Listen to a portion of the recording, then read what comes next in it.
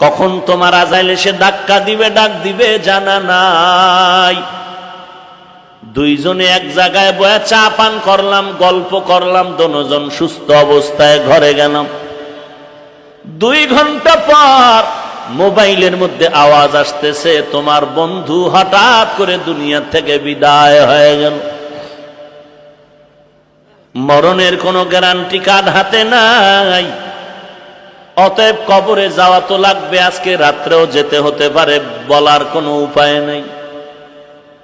এরে নবীর আশিক উম্মতের দল, মৃত্যু যেহেতু একবার হবে, তবে মুসলমান না হয়ে কবরে যাও না, মানে মুসলমান হইতে দেরি করিও না। ইমানদার দাবি করো, নামাজ নাই, রোজা নাই, পর্দা নাই, হালাল হারামের ভেদাভেদ নাই, তাড়াতাড়ি এগুলো রেডি করো। এরে নবীর উম্মতের দল, তোমার হঠাৎ করে বিদেশ যেতে হতে পারে, পাসপোর্ট রেডি করো, কারণ পাসপোর্টের সাথে আবার ভিসা লাগান লাগবে। যদি পাসপোর্ট রেডি না হয় ভিসা লাগাইবা কেমনে রে বাবা? আগে ইসলামের মুসলমান খাঁটি ইমানওয়ালা হয়ে যাও, একজন জাহান্নামের মুক্ত বান্দা, জান্নাতি বান্দার বন্ধু হয়ে যাও। দুনিয়াটা কিছুই না, বয়ান প্রতিদিন চলতেছে চলতেছে, চলবেই চলবে, কিন্তু একটা সময় আসবে বয়ান চলবে, বক্তা বয়ান করবে, ময়দানে মানুষ স্লোগান দিবে, তুমিও থাকবা না, আমিও থাকবো না। যেতে তো হবেই, পালানোর কোনো উপায় নাই। তবে হিসাবের দরকার কি রেখে কবরে রওনা দিয়েছ, আর ওই কবরে যাওয়ার পরে কি তুমি পেশ করবা, একটু চিন্তা করে হিসাব মিলায় দেখো। মনে মনে ভাবতেছ আমি বড় আল্লামা, বড় মুহাদ্দিস, বড় মুফতি সাহেব, বড় চেয়ারম্যান, এমপি সাহেব, আমার টাকা পয়সা গাড়ি বাড়ির অভাব নাই, আমি যেই বাসাটায় ঘুমাই আমার চতুর্পার্শ্বে প্রহরীরা পাহারা দেয়, আমি আজকে রাস্তায় বের হলে ডানে বামে সামনে পেছনে গাড়ির প্রহারা। এরে নবীর উম্মতের দল, কিন্তু আমি যদি এখন মরে যাই, 3টা পাতলা সাদা কাপড় ছাড়া আমার আর কিছুই হবে না। একটু বালিশে মাথা লাগায় যখন ঘুমাও, 2টা মিনিট একটু মৃত্যুর মোরাকাবা করে দেখবা যে আজকে যদি হঠাৎ আমার রাতের বেলা মরণ হয়ে যায়, আমার মা এসে ডাকবেন আর বলবেন ওঠ, আমার আর সারা শব্দ নাই। মা কাছে এসে দেখবেন আমার পুরো বডিটা পাথরের মতো শক্ত হয়ে গেছে, ঠান্ডা হয়ে গেছে। মা একটা চিৎকার দিয়ে বলবে, তোরা কে, কোথায় আছো, আয় আয়, আমার সন্তান জমিনে আর জিন্দা নেই। মা কান্না শুরু করবে, আমি নিরুপায়। একটু চিন্তা করে দেখো, এখন যদি আমার মরণ হয়ে যায়, আমার ছেলে মেয়ে কাঁদবে, আমার বাবা নাই, আমার ভাই কাঁদবে, তোরা কে কোথায় আছো, আয়, আমার ভাই দুনিয়াতে নেই। একজনে দৌড়ায় যাবে, ইমাম সাহেব তাড়াতাড়ি জানাজা না পড়ায় যেও না, জানাজা পড়ায় যাও। কেউ যাবে ওই বাঁশ বাগানে বাঁশ কাটার জন্য, কেউ যাবে বাঁশ বাগানে কবর খনন করার জন্য, কেউ যাবে বাজারে আমার জন্য কাফন কিনে আনার জন্য, কেউ যাবে গরম পানি রেডি করতে, জীবনের বিদায়ের গোসল আমাকে চিরতরে দিয়া বিদায় দেওয়ার জন্য।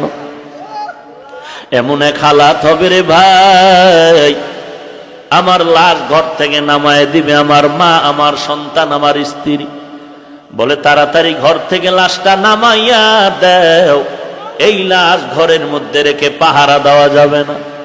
এরে নবীর উম্মতের দল, কিসের টাকা পয়সার বাহাদুরি করো?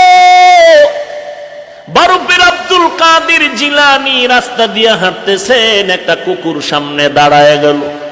কুকুর ডাক দিয়ে কয়, বড় পীর, আমার একটা প্রশ্নের জবাব দিয়া যাও, তুমি ভালো নাকি আমি ভালো, জবাব দিয়া যাও। কুকুর কথা বলতে পারে না, ইমানদারের বিশ্বাস, আল্লাহ যদি তৌফিক দেয়, শক্তি দেয়, পারে না, পারে না। বড় পীর চিন্তায় পড়ে গেলেন, এখন আমি কি জবাব দিব রে কুকুর? যদি বলি তুই ভালো আমি খারাপ, কোরআনের আয়াতের উল্টা হয়ে যায়, ওয়ালাকাদ কাররামনা বানি আদম। বনি আদম হলো সবার থেকে সম্মানিত, দামি। যদি বলি আমি খারাপ, কুকুর তুই ভালো, তো কোরআনের উল্টা হবে। যদি বলি আমি ভালো, কুকুর তুই খারাপ, তো আমার মধ্যে অহংকার এসে যাবে। আমি ভালো বলতে পারি না, আমি খারাপও বলতে পারি না। এখন কি করা যায়? কুতুবুল আলম, কুতুবে রব্বানি, মাহবুবে সুবহানি শায়েখ আব্দুল কাদের জিলানী রহমাতুল্লাহ আলাইহি মুরাকাবায় চলে গেলেন। মুরাকাবাত থেকে জবাব, আল্লাহর পক্ষ থেকে দিলের মধ্যে জবাব এসে গেল। ডাক দিয়া বলে, রে কুকুর, আজকে তোর প্রশ্নের জবাব দেওয়া যাবে না। জবাব দেওয়ার জন্য আমার কবর পর্যন্ত যাওয়া লাগবে। ওই অন্ধকার কবরে যেদিন আমার বিদায় ঘন্টা বাড়ি পড়বে, আল্লাহ তাআলার অর্ডারে আজরাইল যখন আমার জীবনটা নিয়ে যাবে, জানাজা কমপ্লিট করে যখন আমাকে কবরের দেশে নিয়ে যাবে, ওই কবরের মধ্যে আমাকে যখন মাটি দিয়ে পাড়ায় আর রেখে সবাই চলে যাবে, ওই কবরে দুইজন ফেরেশতা যখন আসবে প্রশ্ন করার জন্য। এক নাম্বার প্রশ্ন, রবের পরিচয় দাও। দুই নাম্বার প্রশ্ন, তুমি ধর্মের পরিচয় দাও।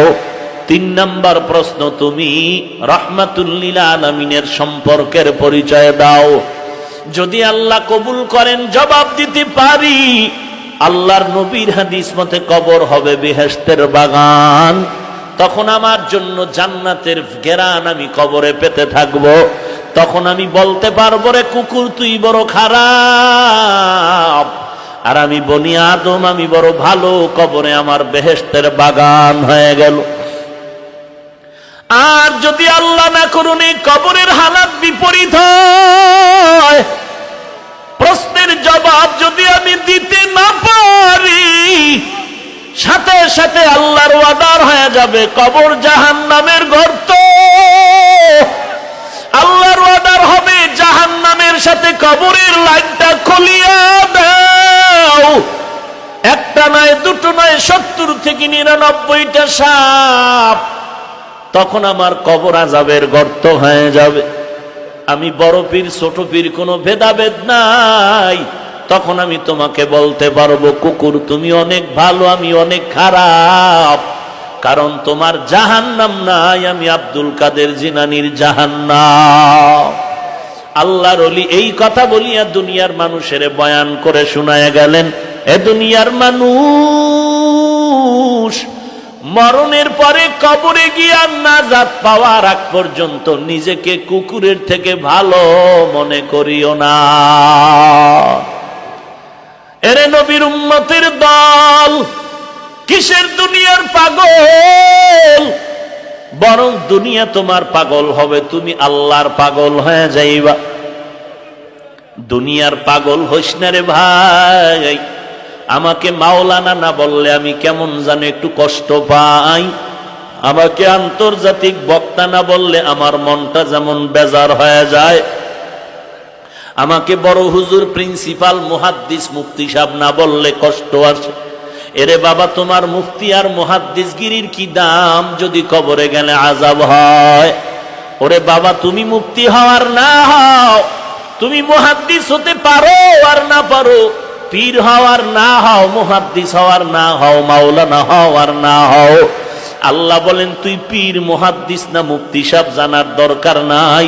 আমার কবরে যদি আসিয়া নাজাত পেতে চাও, মুসলমান হইয়া কবরে যাও। তোমার মুফতি নামের টাইটেল থাকলেও কি না থাকলেও কি, যদি মুসলমানের টাইটেল লাগাইতে না পারো, এজন্য বান্দা তুমি আগের থেকে তৈরি হয়ে যাও। এরে নবীর উম্মতের দল, দিল্লি শাহী জামে মসজিদের মধ্যে জুমার খুতবা দেন শাহ ওলিউল্লাহ মুহাদ্দিস দেহলভী রহমাতুল্লাহ আলাইহি। জুমার খুতবায় যখন দাঁড়ান, রুমাল দিয়া চেহারাটা ঢেকে দাঁড়ান। প্রশ্নকারী প্রশ্ন করলেন, রুমাল দিয়া চেহারা ঢাকেন কেন? বলে আগামী জুমায় প্রশ্নের জবাব নিয়ে যাইও। পরের জুমায় প্রশ্নকারীর দায়িকা সামনে আনলেন, নিজের রুমালটা প্রশ্নকারীর মাথার উপরে দিলেন। প্রশ্নকারী রুমালটা দেওয়া মাত্র একটা চিৎকার দিয়ে জমিনে বেহুশ হয়ে পড়ে গেল। হুশে আসার পরে বলে, বাবা, আমার মাথার রুমাল তোমার মাথায় দেওয়ার কারণে চিৎকার দিয়ে বেহুশ হয়ে গেলাম, কারণটা কি? আল্লাহর বান্দা বলেন, আল্লাহর কসম, আপনার রুমাল আমার মাথায় দেওয়ার পরে আমি দিল্লির বিশাল শহরে লক্ষ লক্ষ মানুষের মধ্যে তাকায়া দেখলাম, মানুষ নাই, মানুষ নাই, মানুষ নাই। বানর দেখা যায়, শুকর দেখা যায়, কুকুর দেখা যায়, আর মাঝে মাঝে দুই একজন মাত্র মানুষ দেখা যায়। গর্ব সুরত আদমি ইনসাবুদে আহমদ বু জাহলো হামে কসাবুদে। এরে নবীর উম্মতের দল, মুসলমান হইয়া কবরে যাইতে পারলাম কি পারলাম না চিন্তা করা দরকার। মাওলানা হইতে পারলাম কি পারলাম না চিন্তার দরকার নাই।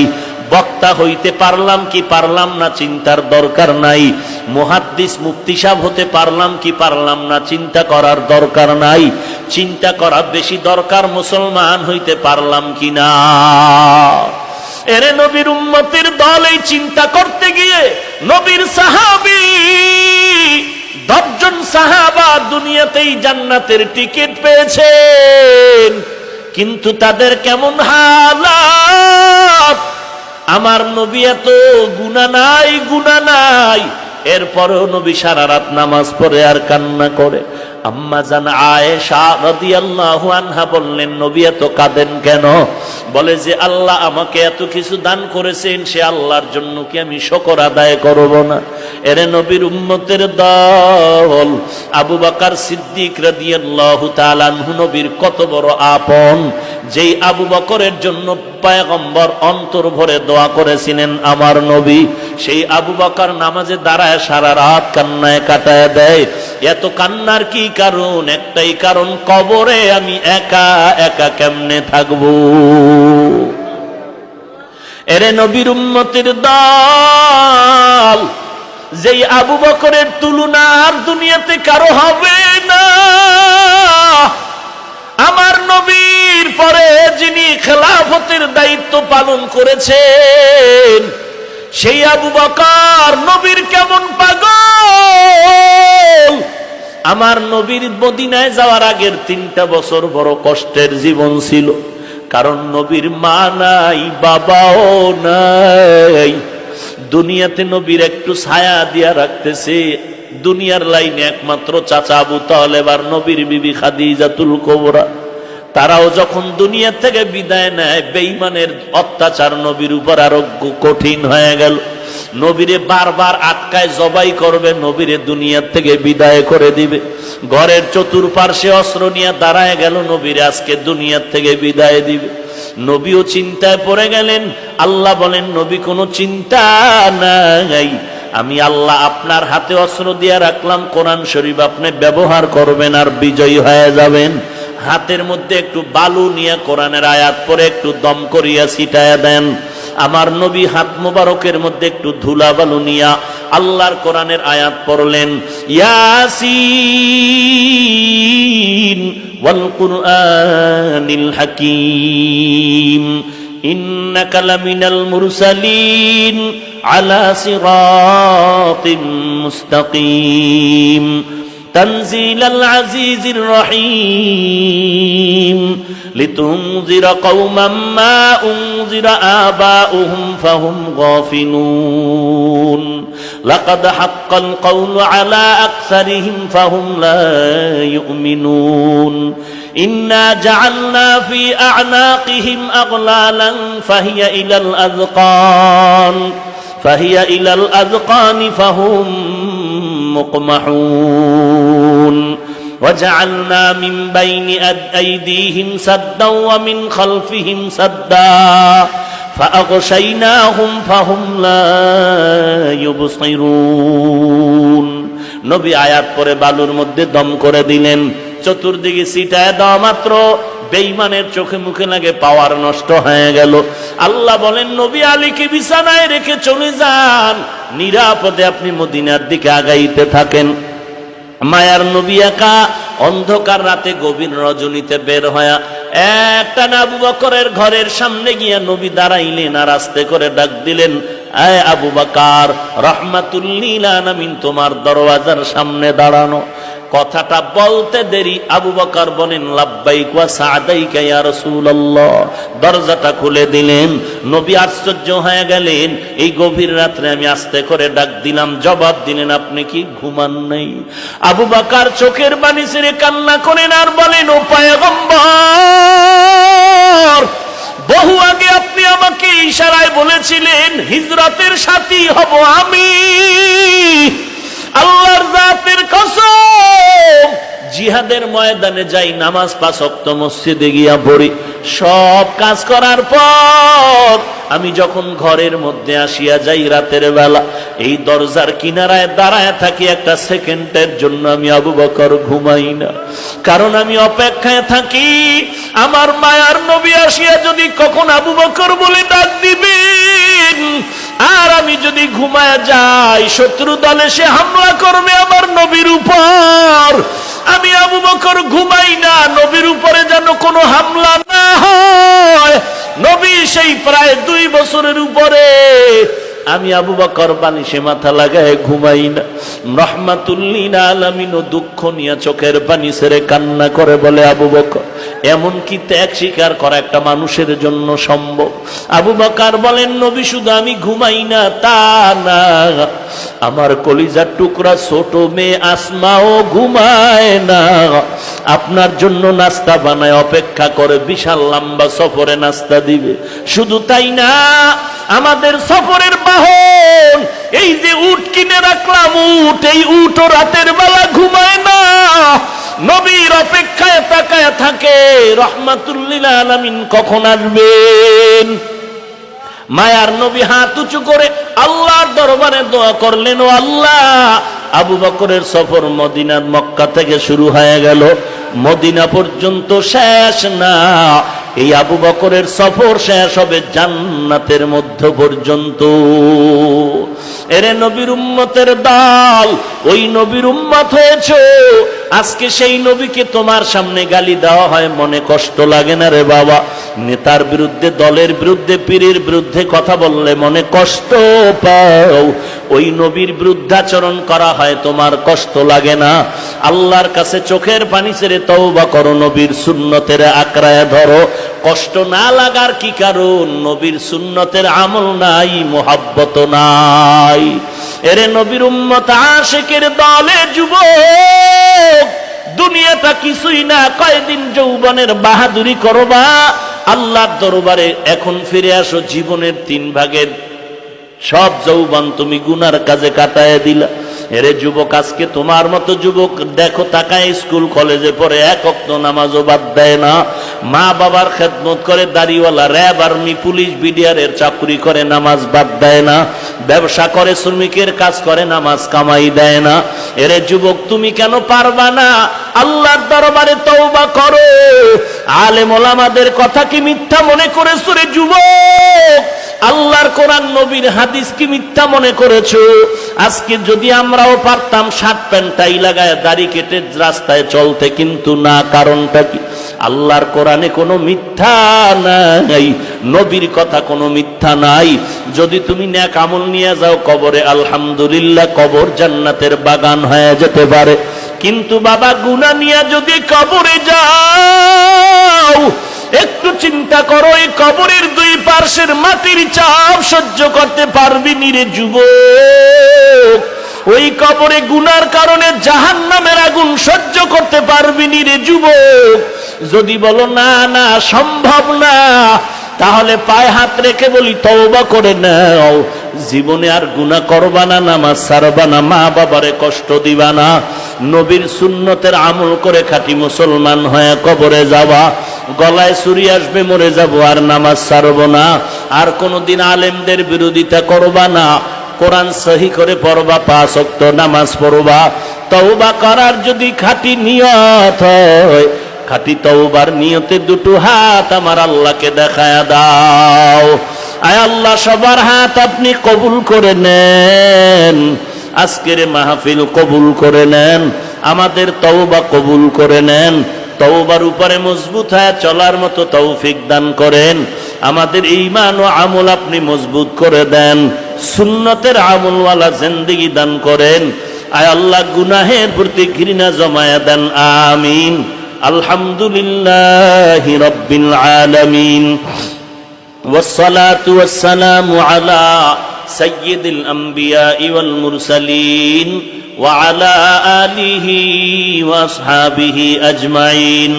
ইয়া আরহামার রাহিমিন, ইয়া আরহামার রাহিমিন, ইয়া আরহামার রাহিমিন।